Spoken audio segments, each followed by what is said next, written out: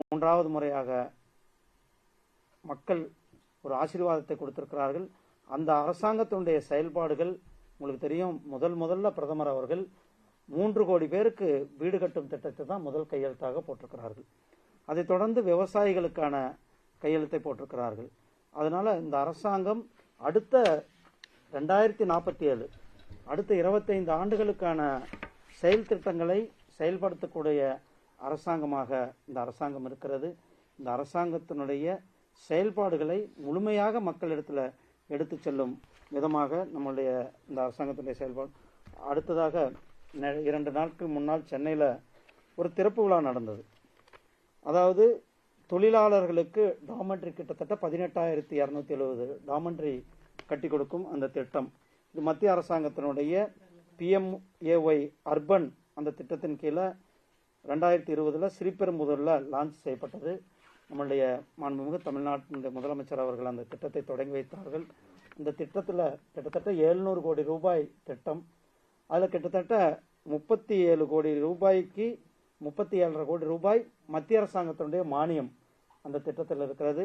அதை தவிர்த்து கிட்டத்தட்ட 498 கோடி ரூபாய் ஸ்டேட் பேங்க் ஆஃப் இந்தியா கடன் கொடுத்திருக்கிறது. இந்த திட்டத்தில் 498 கோடி ரூபாய் முழுமையாக மத்திய அரசாங்கத்தினுடைய உதவியோடு இந்த கட்டப்பட்டிருக்கின்ற இந்த திட்டம் தொழிலாளர்களுடைய மேம்பாட்டிற்காக, குறிப்பாக வெளியூர்களிலிருந்து வந்திருக்கின்ற தொழிலாளர்கள் அவர்கள் டாமெட்ரி தங்குவதற்கு வசதிக்காக இந்த திட்டம் தொடங்கி வைக்கப்பட்டிருக்கிறது.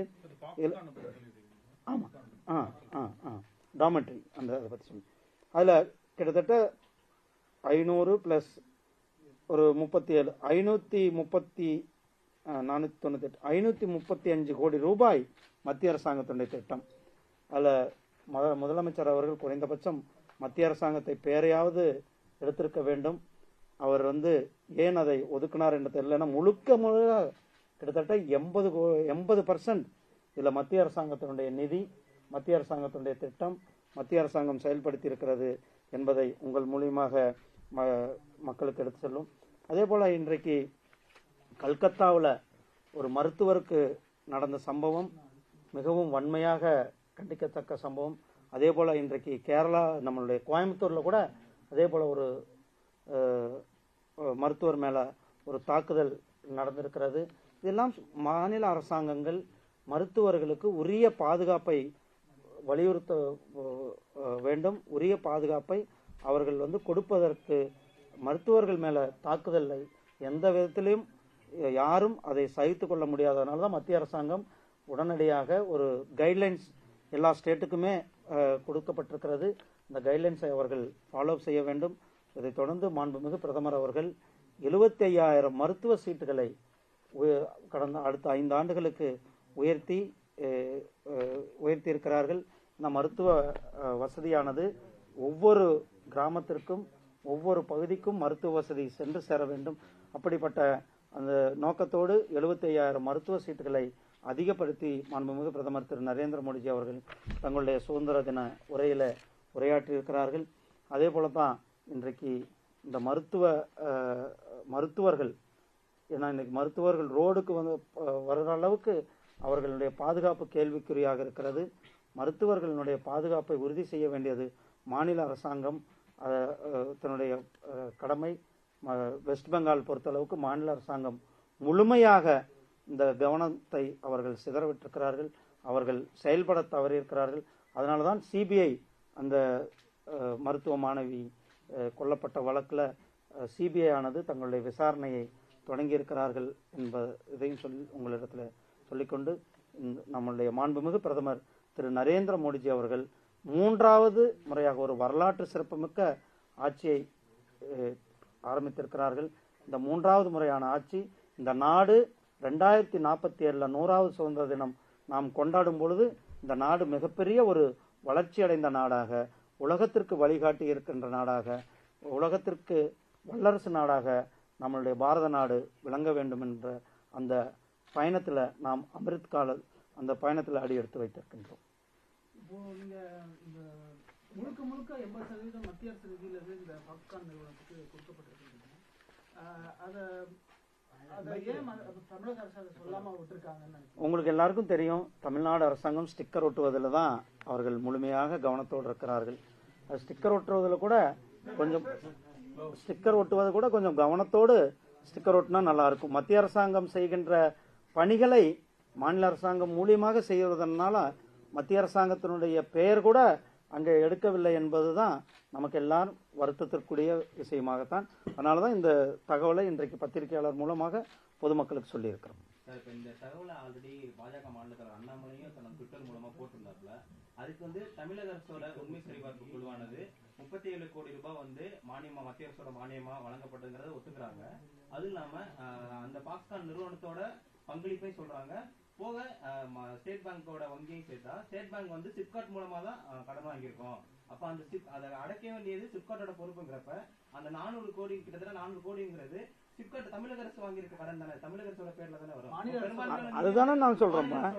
அப்ப ஏன் மத்திய அரசுக்கு மத்திய யார் இன்னைக்கு பைனான்ஸ் உதவி செஞ்சிருக்கு? ஸ்டேட் பேங்க் ஆஃப் இந்தியா தானே செஞ்சிருக்கிறது. பேர்ல தானே கடன் வாங்கப்பட்ட. கரெக்ட்பா, செஞ்சிருக்கிறது யாரு? ஸ்டேட் பேங்க் தானே செஞ்சிருக்கிறது.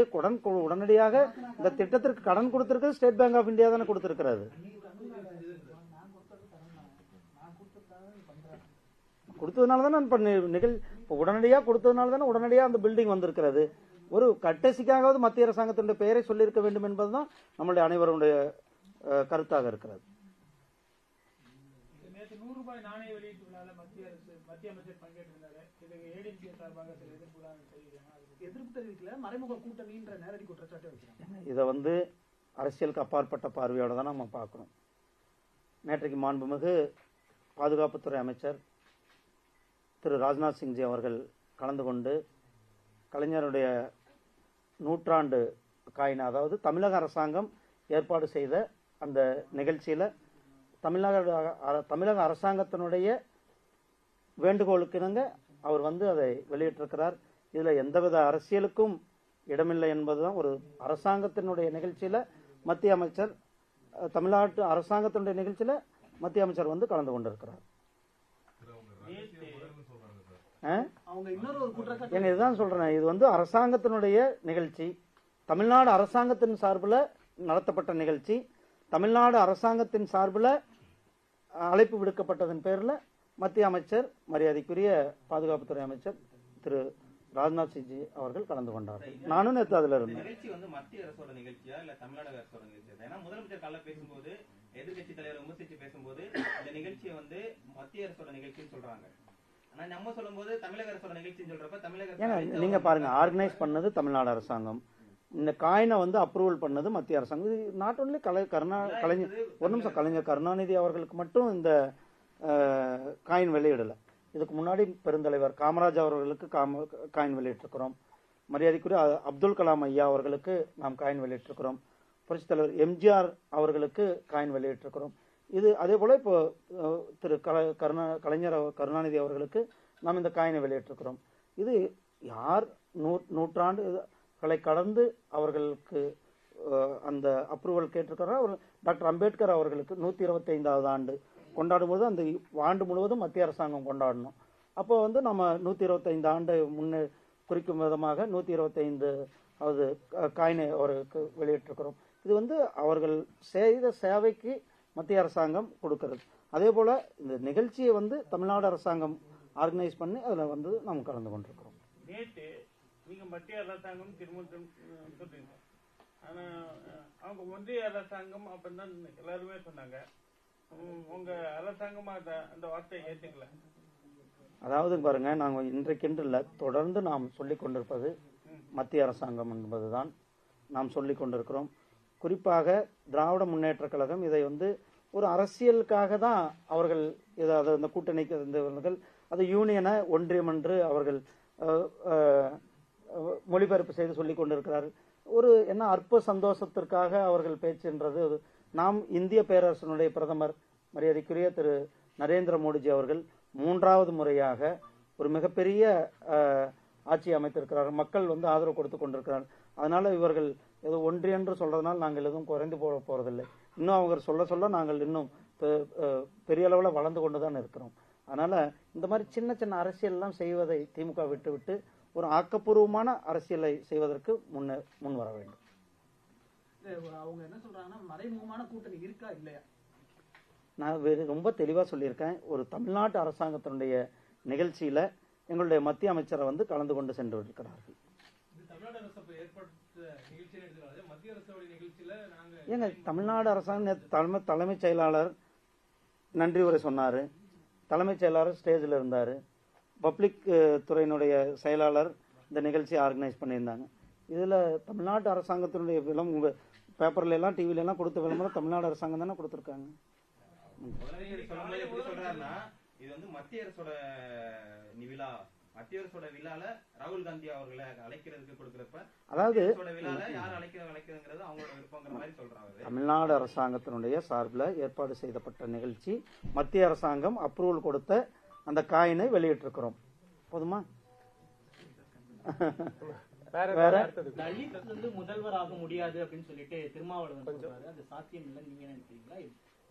அதாவது தலித்தை பொறுத்தளவுக்கு இன்றைக்கு பல மாநிலங்களில், சத்தீஸ்கரில் பட்டியல் இனத்தை சார்ந்தவரை பாரதிய ஜனதா கட்சி பட்டியல் மலைவாழ் முதலமைச்சராக்கி இருக்கிறோம். அதே மாதிரி மத்திய பிரதேசத்தில் பட்டியல் இனத்தை சார்ந்தவரை துணை முதலமைச்சராக்கி இருக்கிறோம். கர்நாடகாவில் பிஜேபி இருக்கும் பொழுது துணை முதல்வராக இருந்தார்கள். ராஜஸ்தானில் இன்றைக்கு துணை முதல்வராக பட்டியல் இனத்தை சார்ந்தவர் இருக்கிறார்கள். பாரதிய ஜனதா கட்சி எப்பொழுதும் பட்டியல் இனத்தை சார்ந்தவர்களை, பட்டியல் மலைவாழ் இனத்தை சார்ந்தவர், ஒரிசாவில் பட்டியல் மலைவாழ் சார்ந்தவர் முதலமைச்சராக ஆக்கியிருக்கிறோம். அதனால பாரதிய ஜனதா கட்சி எங்கெங்கு வாய்ப்பு இருக்கிறதோ அங்கெல்லாம் தலித் ஆகட்டும், பட்டியல் மலைவாழ் மக்கள் ஆகட்டும், அவர்களை எம்பவர் பண்ணுறதுல முதலமைச்சராக்குவதில் நாம் கொண்டு வந்திருக்கிறோம். இங்க தமிழ்நாட்டில் பட்டியலின மக்கள் அமைச்சர்களாக இருக்கிறதே 3வது இடத்துல தான், கடைசி 3வது இடத்துல தான் இருக்கிறாங்க. அது நீங்க நல்லாவே பார்ப்பீங்க. அந்த புரோட்டோகால் எடுத்து பார்த்தீங்கன்னா 3 பட்டியலின அமைச்சர்கள் தமிழ்நாட்டில் இருக்கிறாங்க. அந்த 3 பேருமே புரோட்டோகால்ல இருந்து கடைசியிலேருந்து 3வது இடம், ஃபர்ஸ்ட்லேருந்து 3வது இடம் இல்லை, கடைசியிலேருந்து 3வது இடத்துல தான் இருக்கிறாங்க. இந்த நிலைமையில தான் தமிழ்நாட்டில் தலித் மக்களுடைய நிலைமை இருக்கிறது. அதை பற்றி பேசுகிறவர் அந்த கூட்டணியில் இருந்து கொண்டு இருக்கிறார்கள். என்னை பொறுத்தளவுக்கு நீங்கள் திருமாவளவன் கேள்வி கேட்டதுனால தலித்ன்றதுனால திருமாவளவனை நான் வந்து இது வந்து அதிகாரிகள் இருக்கிற கூட்டம், நீங்கள் அரசியல் கேள்வி கேட்டீங்க. அவர் வந்து ஒரு தமிழின தலைவராகவோ ஒரு தலித் தலைவராகவோ நான் பார்க்கல.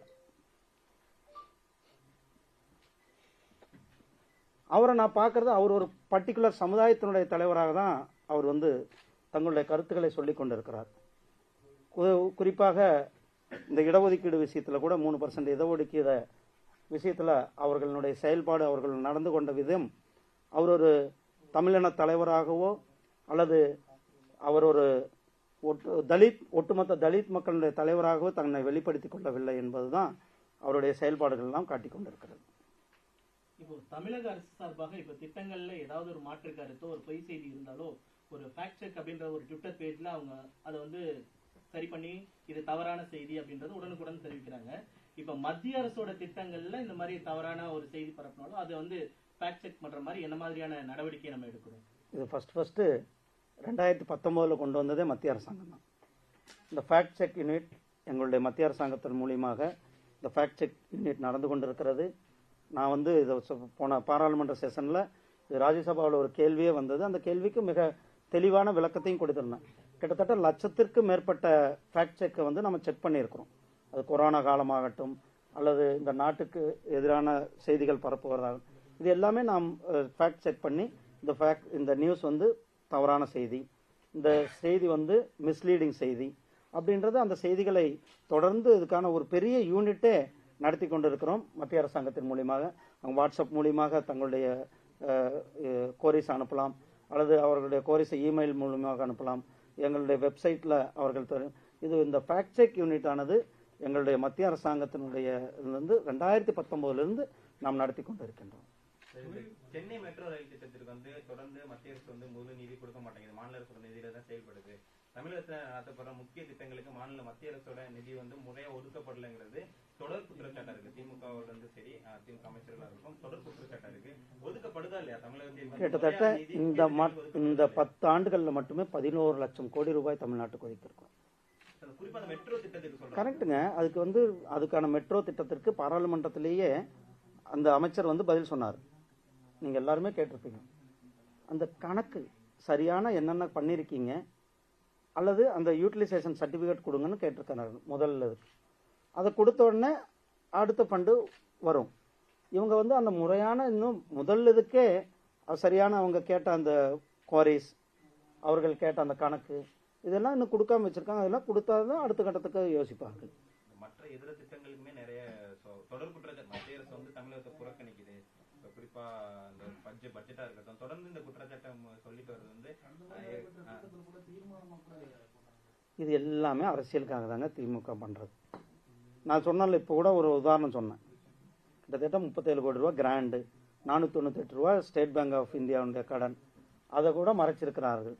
இப்படிதான் ஒவ்வொரு திட்டத்தையும் கிட்டத்தட்ட ரயில்வேக்கு மட்டுமே இந்த வருஷம் 8000 கோடி கொடுத்துருக்கோம்.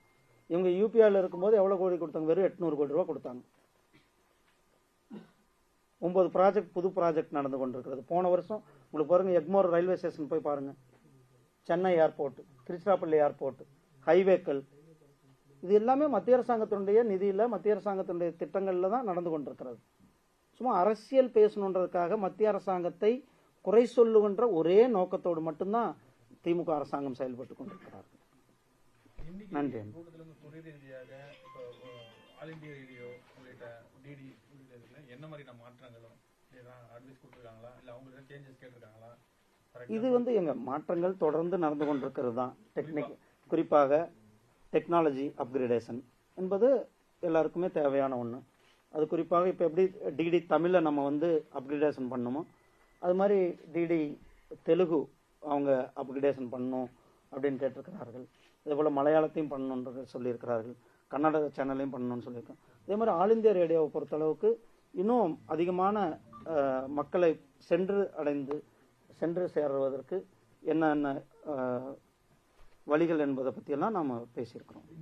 நிறைய புதிய நிகழ்ச்சிகள் சொல்லியிருந்தோம். நம்ம கடந்த 8 மாசத்துக்கு முன்னாடி வந்து இந்த டிடி தமிழ் லான்ச் பண்ணதுக்கு அப்புறம் நிறைய புதிய புதிய நிகழ்ச்சிகள் பாடல்களா இருக்கட்டும், ஒரு இதர சேனல்களுக்கு ஒப்பான ஒரு டிடி வந்து வரும் அப்படின்னு நினைக்கிறீங்க. அந்த வளர்ச்சி வந்துருச்சு. நீங்க பாத்தீங்களா இல்லையா டிடி சேனல்ல, டிடி தமிழ்ல? தயவு செஞ்சு பார்த்துட்டு சொல்லுங்க எவ்வளவு ஒரு மாற்றத்தை. இல்ல, வியூவர்ஸ் இன்க்ரீஸ் ஆயிருக்கிறது நிறைய.